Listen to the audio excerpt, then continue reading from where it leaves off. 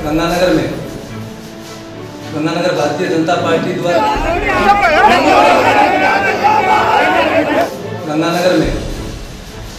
Ganganagar Bharatiya Janata party द्वारा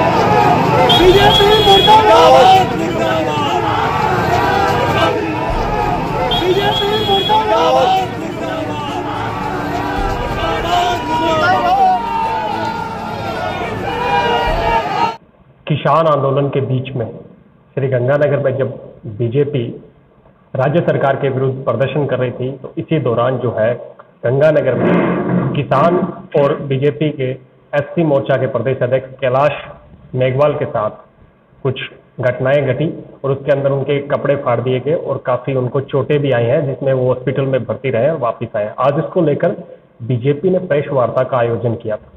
हमारे साथ मौजूद है जिलाध्यक्ष बलवीर बिश्नोई जी। इनसे जानने का प्रयास करते हैं कि आज की जो प्रेस वार्ता का मुख्य बिंदु क्या था जी।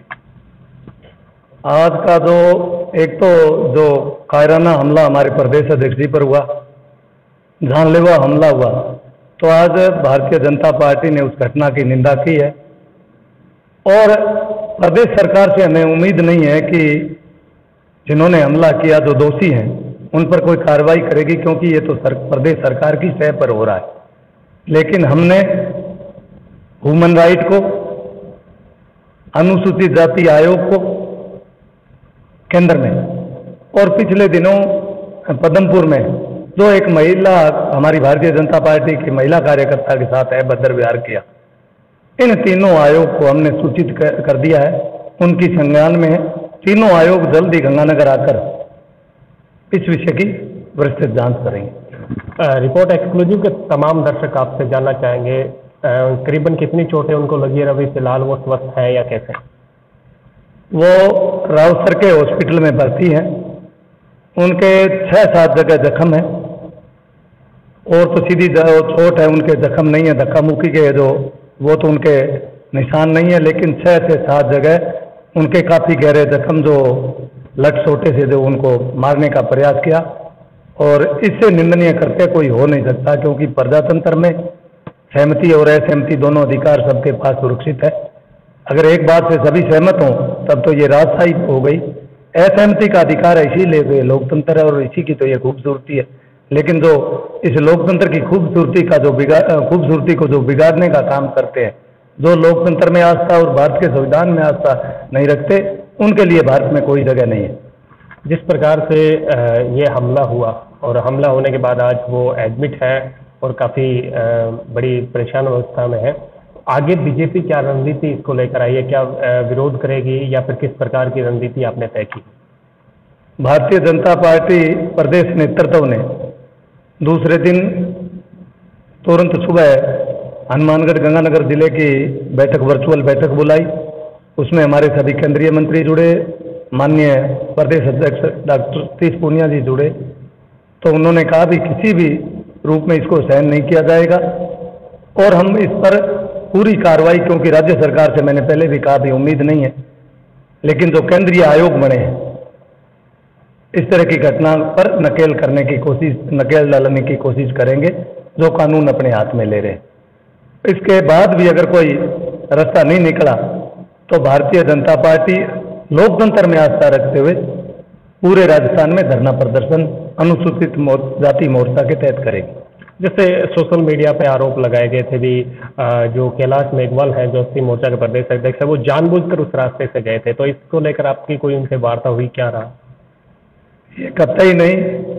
गंगा सिंह महाराज जी के चौक और शहीद चौक बीच में हमारा जो सभा का स्थल था, वो गलती से वो दूसरी एक गली से, जो पीछे की गली थी जो महाराजा गंगा सिंह जी की चौक के ओर से आती है, सिर्फ उनका कसूर इतना ही था कि वो उस चौक की तरफ से आ गए, इतना ही कसूर था। और कोई इसमें कोई न तो उन्होंने कोई किसी का विरोध किया था। संस्कारवान राष्ट्रीय स्वयंसेवक संघ के कार्यकर्ता के रूप में भारतीय जनता पार्टी में आए हैं और उसी दिन का उद्बोधन उनका उस प्रदेश सरकार के विरोध आयोजन में उनका भाषण उसी दिन का, ये अपने आप सब बातें जनता के सामने रख रहा है कि हमें अहिंसा पर चलना है, हिंसा का कोई रास्ता नहीं अपनाना, हमें इस राष्ट्र को मजबूत करना है। हिंसा से कभी राष्ट्र मजबूत नहीं होता। तो बीजेपी की जब ऊपर तक बात गई है तो वहां से कोई रिस्पॉन्स किस प्रकार की मतलब विरोध की बातें हुई?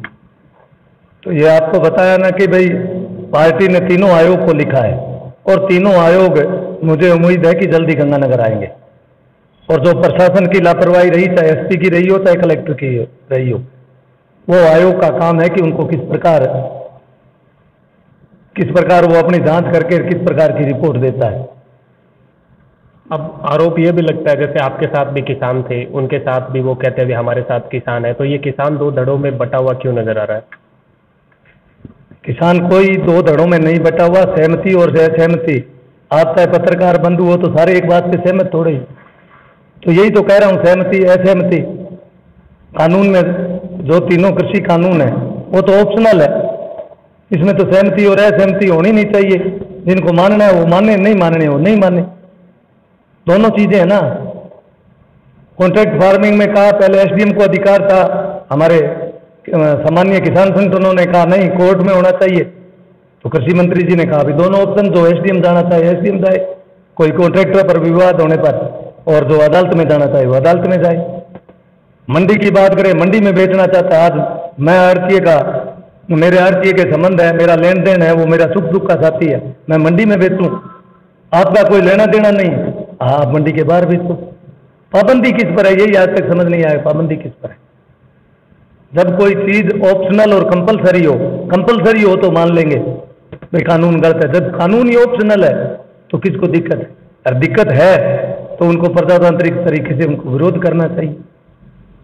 ये थे हमारे साथ बीजेपी के जिलाध्यक्ष बलवीर बिश्नोई। इन्होंने साफ तौर पर कहा जिस प्रकार से प्रदेश अध्यक्ष से हमला हुआ है वो हमला इन्होंने बीजेपी की तरफ से निंदनीय कहा है और एक प्रेस वार्ता आयोजन कर आगामी रणनीति पर चर्चा की। मैं हनुमानगढ़ से राकेश छिंपा के साथ कुलदीप शर्मा।